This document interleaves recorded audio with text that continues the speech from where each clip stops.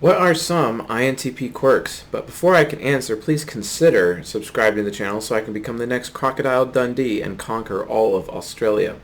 And please hit the alert bell so you can get notified when I go live, because I like to do it randomly and whatnot. That being said, what's up, ego hackers? This is C.S. Joseph Responds, here to answer your questions on any topic, Jungian analytical psychology, or the four sides of the mind. The source of today's question is Quora, and though I recently lost my rights to even post on Quora because somebody decided to report my name, that sucks, and apparently because it's not my real name, that I can't post. But that's okay, we're just going to create a business account anyway, and that problem is solved. It is what it is. So, let's check out the question. Tons of answers, because INTPs are super popular, and of course I would expect 33 answers. And we got Christopher Sutton, who's an aspiring author, ex-chemist, PhD professor, dad, farmer at Dark Skies Farm, Design and Mining, 1996 to present. As an INTP, with a score close to ENTP, I have several quirks, some fun and some rather vexing and annoying to non-INTP persons. I'm loving this post already.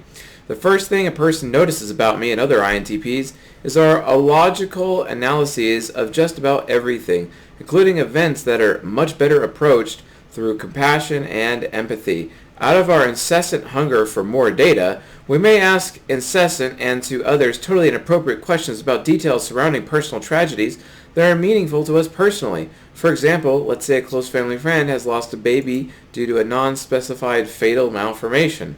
A non-INTP will likely sincerely extend some sort of comfort, whether in an offered hug or speak some compassionate words. An INTP might quite innocently ask, what kind of malformation did your baby have? Or perhaps an auto accident where a close family member is seriously injured might lead an INTP, how many broken bones did said injured person get? Instead of offering said, sympathy. Respect for authority must be earned. While I do show respect for positions of community and other sorts of leaders, making it a practice to acknowledge their titles such as pastor, blah, blah, blah, true respects come from me observing their deeds. Well said. Argumentation for entertainment seems an oxymoron for most people. That's right, because my feelings and my titles are more important than your facts. But luckily, from an NTP point of view, facts don't care about your feelings. I'm a nonconformist, because you're pragmatic. Also, as a matter of principle rather than rebellion, it's almost as if I'm debating the status quo by how I act and dress. That's true. Wearing a Transformers shirt, being taken with a photo taken of you by your family, standing in front of a river or a lake in the same process, and then talking about how your daughter is an awesome person because she literally watched every single episode of Transformers would probably be one sort of example. And that was what I literally read earlier today on a certain INTP's Facebook, and that was kind of cool, not gonna lie. I like to come up with alternatives to just about everything. Yeah, that's what expert intuition is for. Science fiction and some fantasy books, movies, TV shows, even puzzle, adventure, tablet, or PC mat games do more than merely entertain us. True. At parties and such, I find a like-minded individual discuss a whole wide array of subjects. This is something fairly universal among INTPs. That's true. Same thing for ENTP. Puns, puns, puns, and more puns.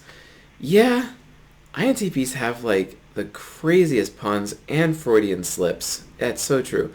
Sarcasm goes right over my head. Yes, it went right over my head for the longest time, and then I became sarcastic and it kind of didn't anymore. One negative quirk of an INTP is the tendency of thinking through solving a serious problem and then no longer considering it a problem, since the person, including me of course, has thoroughly thought it through. An example would be me planning on cleaning up a badly cluttered dining room table. I think about how I want to box up stuff, how to sort through the mail, and where to put the tools, rock specimens, stainless steel projects, etc. Once I've thought through the plan, it's apparently enough for me. I'm no longer concerned about the mess and go on my merry way. That's so true. Once they have the plan figured, it's like, okay, I did all the effort. The plan was the effort. So I just execute said plan with my ENTJ shadow, and then the mess will eventually clean itself. Then they accidentally just leave it there. Absent-minded professor behavior is common. My favorite one, watching a guy looking for his reading glasses, finding a paper to briefly read and put them down on his forehead to read the paper and then put them back up, and resuming his search for the very glasses he just used. It can be fodder for comedy, but can be vexing in real life as outsiders might see this behavior as flaky or even intentional provocative behavior if the non-INTP is in a hurry for the INTP to finish looking for something or doing something that's obvious to the non-INTP. This might lead to some very serious misunderstandings. The non-INTP might say something like, "Why don't you just directly tell me you don't want me to do this with me?" Or, "You don't want to do this with me." Or, "You know that getting there on time is important to me, and delaying us by pretending to be looking for your glasses when you're already wearing them is really effing insulting." This is an amazing post. Awesome. Yes, thank you so much, Christopher Sutton, for this post. That's probably one of the best INTP posts I've ever seen on Quora. This is excellent. All right. Crocodile Dundee mode, activate. Actually, no, I don't have an Australian accent. I'm not that cool. I almost had the opportunity to get an Australian accent, though, and I probably will get one again because I'll be visiting the Gold Coast in the very near future for some antics. Anyway, so INTP quirks. A lot of their quirkiness comes from extroverted sensing trickster, which is their lack of awareness of the physical environment. And that lack of awareness causes them to drop things, and it... Also, have you also noticed that for some reason INTPs or INPs in general have like really bad eyes, and they're always the one that have to have those insanely huge bifocals? Like, that's like a stereotype, but it's just something that I consistently see across a lot of INTPs all the time. Maybe it has something to do with their epigenetics because they spend so much time reading or so focused on something that's really interesting to them or something that's dopamine producing for their brains that they end up needing those glasses over time or a lot sooner than most people because they're burning their eyes out. I have no idea. It could be probably one or a myriad of those things, but just a theory. I don't know. Hashtag conjecture, right? So there's a lot of quirks. I think probably how they dress poorly, at least in the eyes of most people, like I talked about that Transformers shirt earlier, is just kind of just probably the most common quirk. Also, not really exhibiting moral behavior due to their lack of introverted feeling, and because of that they don't really care so much about what other people think of them, and because of that they just really don't care about something. They care about what you value, but the thing is that they don't know what you value because you didn't tell them because they're an introverted sensor. Well, guess what? The INTP is just going to say the first thing that comes to their head with even no filter, because guess what? You didn't tell them that you had that expectation of them. And then when you didn't tell them that you had that expectation of them because of how introverted they are, then you blame them for it. And then they get this bitter attitude, if I'm going to do the time, I may as well do the crime. And then it just goes crazy from there. And actually, this is that's one story my former INTP a coworker told me. His name's Dave, about how his father beat him one time because his brother blamed him for breaking a window, and then his father was going to beat him for breaking that window because his father believed that his brother over him. So what my coworker Dave did is he went over to a fresh window and he broke it, and then he said to his father, "If I'm going to do the time, I may as well do the crime." Because his father did beat him after that. But that's just an example, right? This is also one of the reasons why INTPs get so apathetic, which is like kind of another quirk. They can become extremely indifferent. And the thing is that while oftentimes people assume they're completely inattentive as well as inattentive to the physical environment around them, INTPs, in my opinion, are the most attentive of all the types, and that's why that is their virtue. So please look at the Season 7 episode and the playlists for INTPs regarding their virtue and vice, which is attentiveness, etc., versus apathy and whatnot. But attentiveness is really important, and because of how attentive they are, at least to things that mean something to them, or maybe things that are producing dopamine in their in their brains, etc. Because they really no one is a more dopamine addict than an INTP. Let's be honest. As a result of that, it's important to understand. Wow. Railgun is distracting me while I'm recording this video, and it's kind of funny. I'm trying to find something on my desk to throw at her. Who knows? I don't know. Let's see. This is actually kind of fluffy, right? Oh my goodness. All right. So yeah. So but yeah, that's kind of where their quirks come from. The source of their quirks is really that they're so focused on their own internal world and what they think. And it takes them a while to really get externally focused. And how they provide external focus is through their expert intuition parent and their extroverted feeling inferior. And those functions, because they are pessimistic functions, they take a while to actually develop.